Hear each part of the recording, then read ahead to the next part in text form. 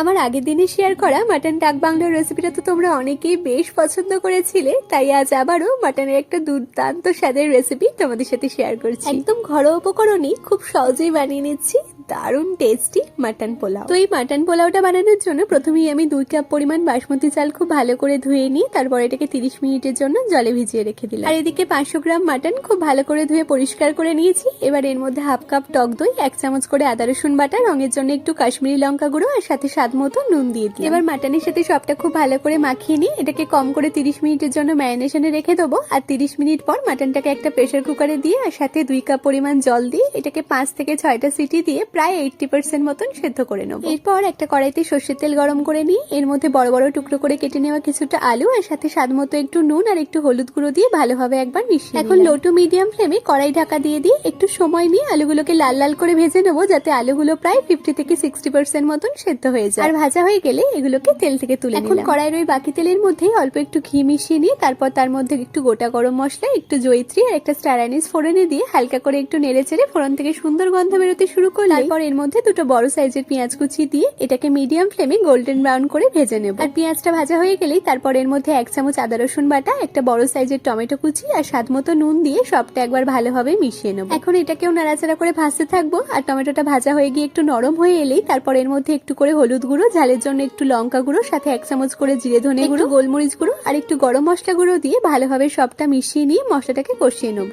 আর কষাতে কষাতে মশলা থেকে তেল ছেড়ে দিলেই তারপর এর মধ্যে সেদ্ধ করে রাখা মাটনটা আর ভেজে রাখা আলুগুলো দিয়ে দিই। এবার মাটনটাকে আরো কিছুক্ষণ কড়াইতে ফুটিয়ে নেবো, যাতে মাটনটা আর আলুগুলো পুরোপুরি সেদ্ধ হয়ে যায় আর গ্রেভিটাও একদম কমে যায়। মোটামুটি ধরো মিনিট 10 মতন সময় নিয়ে এটাকে ভালো মতন ফুটিয়ে নিয়ে গ্রেভিটাকে একদম শুকনো করে নিয়ে তারপর এর মধ্যে জল ঝরিয়ে রাখা বাসমতি চালটা দিয়ে দিই। এবার সমস্তটা ভালোভাবে মিশিয়ে নিয়ে হাই ফ্লেমে নাড়াচাড়া করে চালটাকে 2 থেকে 3 মিনিট মতন সময় নিয়ে ভেজে নিয়ে তারপর এর মধ্যে পরিমাণ মতন গরম জল দিয়ে দিলাম আর সাথে স্বাদ মতো আরো একটু নুন আর টেস্টটা ব্যালেন্স করার জন্য অল্প একটু চিনি দিয়ে সবটা ভালোভাবে মিশিয়ে নিলাম। আমি এখানে 2 কাপ চালের জন্য 4 কাপ জলের ব্যবহার করেছি। আর একদম ঝরঝরে পোলাও বানানোর জন্য এই পরিমাপটা কিন্তু অবশ্যই মনে রাখবে। এবার এটাকে মিডিয়াম ফ্লেমে কিছুক্ষণ ফুটিয়ে নেবো, যতক্ষণ না চালটা একটু সেদ্ধ হয়ে যায় আর জলটাও বেশ খানিকটা কমে যায়। আর চালটা প্রায় 60% মতন সেদ্ধ হয়ে গেলে তারপর এর মধ্যে আগে থেকে বানিয়ে রাখা বেশ খানিকটা পেঁয়াজ বেরেস্তা আর অল্প কয়েকটা চেরা কাঁচা লঙ্কা দিয়ে আবারও সবটা ভালোভাবে মিশিয়ে এখন কড়াই ঢাকা দিয়ে লো ফ্লেমে এটাকে আরো 5 থেকে 7 মিনিটের জন্য রান্না করে নেবো। আর প্রায় 7 মিনিট পর গ্যাসের ফ্লেমটাকে অফ করে কড়াইয়ের ঢাকা খুলে দেখাচ্ছি, দেখো চালটা কিন্তু খুব ভালোভাবে সেদ্ধ হয়ে গেছে আর জলটাও একদম কমে গেছে। তবে এর মধ্যে এখনো যে হালকা জল জল ভাবটা রয়েছে, তার জন্য কড়াই ঢাকা দিয়ে এটাকে আরো 10 মিনিটের জন্য স্ট্যান্ডিং এ রেখে দিলাম। ব্যাস, তাহলেই তৈরি হয়ে গেল আমাদের একদম ঝরঝরে দারুণ স্বাদের মাটন পোলাও।